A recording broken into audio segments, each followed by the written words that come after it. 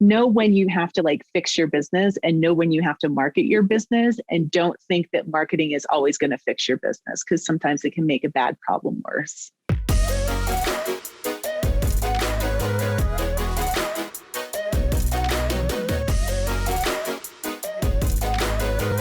If I'm the venue owner who has a customer service problem and I'm like, okay, I know I need to fix that. I need to find a new venue manager. I need some new venue assistants or setup people or whatever.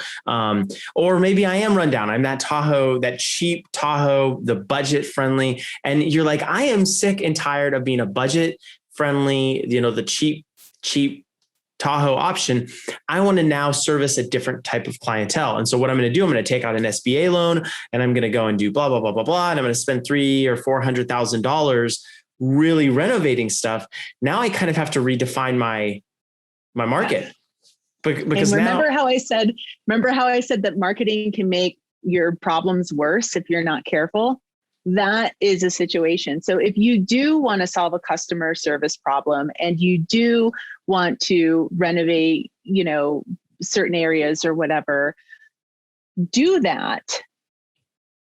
But maybe you want to pull back on how much money and time you're spending on your current marketing efforts, right? Because if your current marketing efforts demand that you are marketing in a certain way because you are run down, customer service is a little bit different, but you are run down and then you want to renovate and stuff like that, maybe you kind of pull back a little bit and have this liminal space where you start building interest and buzz about the new venue, right? So say instead of you're going to renovate, so you're not going to be the cheapest anymore. So you pull back on that messaging. And instead what you do is you start doing behind the scenes of your demo, right? And you're like, we're completely renovating. We're so excited. We're going to have a grand opening in 2022. Follow us to find out more. Sign up for an interest list to find out more. There was actually a beautiful venue, lovely, but it did need to be renovated in right at the base of Squaw called Plump Jack. And I recommended they did this. I don't think they did it, but they had to close for 18 months to do all of their renovations. And so that was a great opportunity to really slowly start to reposition them, build buzz about the new look and feel, because it used to be rustic, but they were going for something different, and using that marketing spend, especially on the organic side, to build buzz so that when you do reopen your doors and you have that grand opening, people are primed for your new brand position and your new message. If you're trying to do all the things at once, you're trying to like renovate and kind of cram people into the back room it's just going to be a mess. So know when you have to like fix your business and know when you have to market your business, and don't think that marketing is always going to fix your business, because sometimes it can make a bad problem worse. Totally. Christy, you're like totally brilliant at this. This is awesome. Really, really cool conversation. I'm so excited for people to hear. Do you think, so from a research perspective, do you think that anything is possible? Meaning, I want to go into the Chicago market. I want to find a historic venue downtown. I want to make it like historical feeling, but then also urban. And, and I'm like, I hire you. Let's say capital's not a problem, right? I have 2 years of operating capital. Do you feel like anything is possible? Or when you start doing some of that research, are there those cases that you're like, I don't care how much you try to differentiate, you will fail? Maybe not fail, but like. Yes. Okay. Not everything is possible. I have 2 comments. One, I had a planner from Payson, Arizona come to me one time and she said, I want to break into the luxury market. And I was like, Payson? And she was like, yeah.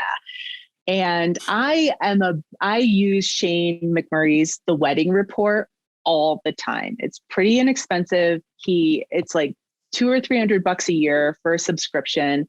And you can go in and run all these reports in your local area that basically tells you the top and bottom of the market for spend, your average spend in terms of, he has all sorts of different averages, but basically there was not a market for luxury weddings in Payson. She was either going to have to move to Phoenix or Tucson or someplace else that had luxury, partly because Payson doesn't have luxury accommodations. There's no luxury wedding market in Mammoth. So part of it is like, you really need to understand your local environment and whether or not there's a luxury market there. Just because you charge what you're worth doesn't mean anybody's going to buy it, right? Like you get to charge what you're worth and they get to decide whether they're going to pay it. That's called market equilibrium. If you're talking about someplace like Chicago, where it's like, yeah, historic venue, there's probably a market for it and stuff like that. You've got to get straight on your numbers. And anytime you're talking about property or space, it's always going to come down to how much money you can generate per square foot and how much money it's going to cost to run the venue per square foot. You can have capital for 2 years. And if you're spending more per square foot than you can bring in, you're still going to run out of money, and marketing may or may not save you if the market's not there, right? So what I try to get all of the financial ducks in a row first before I go into that, because if there is a market for historic wedding venues in Chicago, but you can't generate the enough money per square foot, you're going to go out of business. We have a saying here in Mammoth Lake. This is common in Mammoth Lakes because square foot prices are so high, and the amount of money that we can generate per square foot for retail or event space tends to be, the margins are really tight. We have a number of people have come into town that have failed. And the joke becomes, how do you make $1 million in Mammoth Lakes? You come in with 10 million, right? So even if you have the money, it doesn't mean you're going to keep the money if you can't make that square footage calculation pencil, no matter how much marketing you do. Because if they will not pay the rates that you need to pay in order to, meet your overhead, then it's not going to work for you. Also, for folks that are considering buying a venue right now, well, I don't know, commercial, that might be the right time. What you want to do is you want to look at your real estate rates. Right now, the consumer new home construction and resale market's hot. Like there's no inventory anywhere but with commercial buildings, they've sat vacant for so long. You might be able to get deals on commercial properties and venues right now. So that's the other thing. Like if you can buy cheap now, you can get really low cost of square footage on your mortgage in 18 or 24 months as we're recovering in the event industry. Yeah, maybe you can strike it rich on these venues. I don't know, but before you come to me for marketing help, you better get this all sorted out. I recommend Michelle Loretta. She's a great financial planner and business strategist. But if you don't have these numbers like solid in your head, a good cash flow plan, you're just gambling with your money when it comes to marketing.